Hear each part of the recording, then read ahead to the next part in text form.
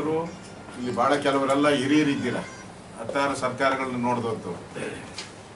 ಈಗ ನಮ್ಮ ಒಂದು ಮನೆಯಲ್ಲಿ ಏನನ್ನ ಪ್ಲಾನ್ ಮಾಡಬೇಕಾದ್ರೆ ತಾಯಿ ಅವಳು ಏನು ಓದಿರಲ್ಲ, ಈ ಟೈಮ್ಗೆ ಮಕ್ಕಳಿಗೆ ನಾನು ಫೀಸ್ ಕಟ್ಟಬೇಕಾಗುತ್ತೆ, ಈ ಟೈಮ್ಗೆ ಯುಗಾದಿ ಹಬ್ಬ ಬರುತ್ತೆ, ಈ ಟೈಮ್ಗೆ ದೀಪಾವಳಿ ಬರುತ್ತೆ, ಈ ಟೈಮ್ಗೆ ಹೊಲಕ್ಕೆ ನಾನು ಬಿತ್ತನೆ ಮಾಡಬೇಕು, ಈ ಟೈಮ್ಗೆ ಗೊಬ್ಬರ ತರಬೇಕು, ಅದು ಮ್ಯಾನೇಜ್ ಮಾಡಿರ್ತಾರೆ ಒಂದು ವರ್ಷಕ್ಕೆ.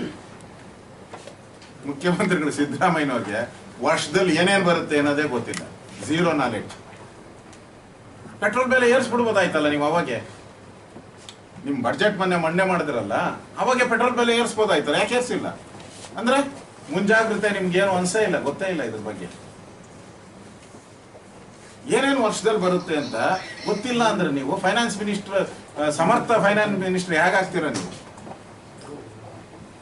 ಇದರಿಂದ ನಾನು ಈ ವಿಚಾರಕ್ಕೆ ಸಂಬಂಧಪಟ್ಟಂತೆ ಈ ಆಸ್ಪತ್ರೆಯ ಈ ಅವ್ಯವಸ್ಥೆಗೆ ಕಾರಣ ನೇರವಾಗಿ ಸರ್ಕಾರ ಪಾಪರಾಗಿರೋದ್ರಿಂದ ಆಸ್ಪತ್ರೆಯಲ್ಲಿ ಕುಡಿಯೋಕೆ ನೀರು ಕೊಡೋಕ್ಕೂ ಯೋಗ್ಯತೆಯನ್ನ ಈ ಸರ್ಕಾರ ಕಳ್ಕೊಂಡು